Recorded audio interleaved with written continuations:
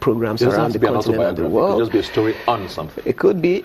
Again, it's art and it's interest based. So yeah, we could we could learn more from getting snippets into the life of a typical president, and the key things that inform the way he thinks and acts. Obasanjo started it. Now we are getting more insights through other people like Segun Adeniyi. I believe that maybe Jonathan is going to do something. Whether he does it or not, if we are getting one every 10 years, we would have a fairly good view, something that we use to teach political history in schools.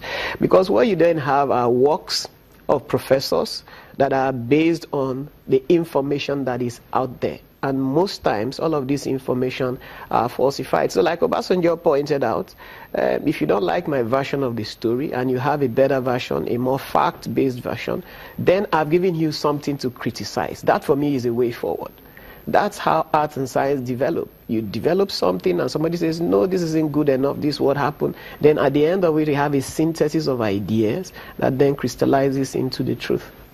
Great stuff. I mean, I can't wait to start reading the book. It looks like there's a lot to look at there, especially with regards to the 2015 elections and how it was won and lost by both presidents, Jonathan and Buhari. But let's move on now to another headline-grabbing situation from the past week. Nnamdi Kanu, the leader of the Independent People of Biafra. And I don't know if it's IPOB or EPOB. IPOB.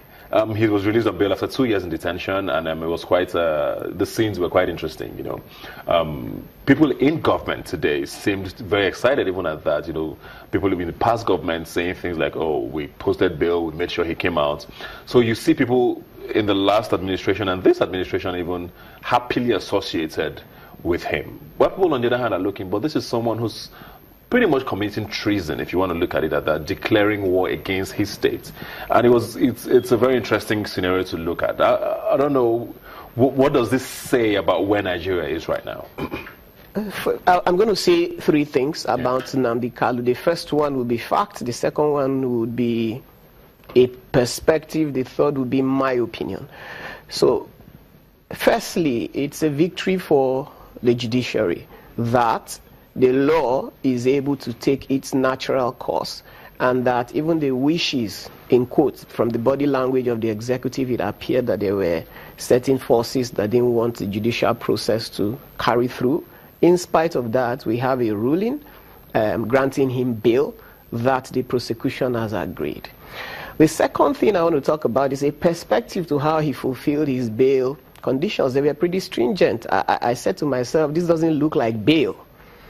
But the fact that the young man was able to have that level of high-level visibility to people who were willing to take those kind of responsibilities on his account says something important, which leads me to my opinion on Nnamdi Kanu.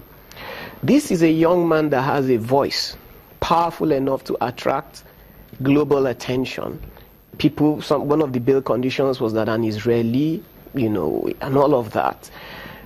The question that comes to me is, why is this young man dimensioning his voice into an agenda as small as Biafra?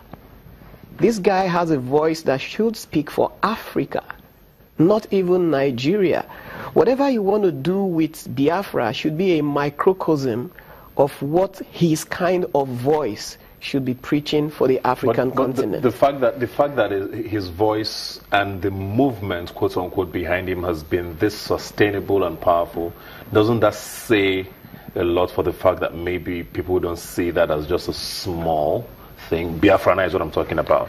And I've talked about it a lot on this show. Maybe it looks like there's a lot of neglect from the federal government with regards to the agitations of people in the southeast with regards to that particular issue. There's almost this, let's sweep it under the carpet, it's going to go away attitude towards it, but it's not going away. And that must say something for the fact that this Nnamdi Kanu is still this popular and even getting more popular, and the voices behind him are getting stronger. Yeah, so imagine that Nelson Mandela was speaking for the Zulu race. That movement will be smaller than the personnel of Nelson Mandela. That's the kind of scenario I'm drawing here. The parallel I see, it's been long we found a young man in the African continent, that has a voice as powerful as Nnamdi Kanu. And I think that that voice should be speaking bigger than Biafra. Whether you like it or not, Biafra is really, really small. First, Nigeria is small in size, landmass. As a country relative to the rest of the world, Nigeria is still small. It's only in Africa that we're really, really big. Okay, and then Biafra is a very, very tiny part of Nigeria. It's maybe 1/5 in size. Okay, maybe depending on who is drawing the map, because there are several maps of Biafra. So when I find someone there who has a voice that the entire world listens to, and the Nigerian government and Africa forcefully listens to, I would say to myself, we need to expand the scope of the agenda this voice needs to be propagating. Yeah. And I think Nnamdi Kanu should be looking at a more Nigerian or even African focused intervention. But obviously he believes in what he believes in now. So I guess my next question would be, how do you advise government now, if you were able to handle this issue going forward? Because he's out on bail, and I mean his trial is still going to be ongoing. I guess he can't leave Nigeria for a while. His followers are going to get more passionate, obviously, as time goes by, because now he's even with them, and he's going to drum up more support for whatever cause he's fighting. But how do you as government now, if you could, handle the situation better, so that, I mean, even if the agitations are not going away, let's understand what we're doing going forward? Yeah, but I mean, it's in court, so definitely the position of a reasonable government is to allow the case to be prosecuted. If he has committed a crime, the law will take its full course on the crime, but it takes nothing away from the talent this young man has, from his capabilities as a person. And in a place like Nigeria, where we don't have superabundance of capabilities, wow. A reasonable government should look at ways of harnessing the potential of this young man to more positive, more development-focused, more pan-Nigerian or pan-African focused initiatives. Well, thank you very much, Leonard Ebite. It looks like that's actually one scenario that's going to shape probably this presidency. We're going to be looking closely at how that develops. Thanks for being here today. Thank you. We'll take a very quick break now and be right back. Please.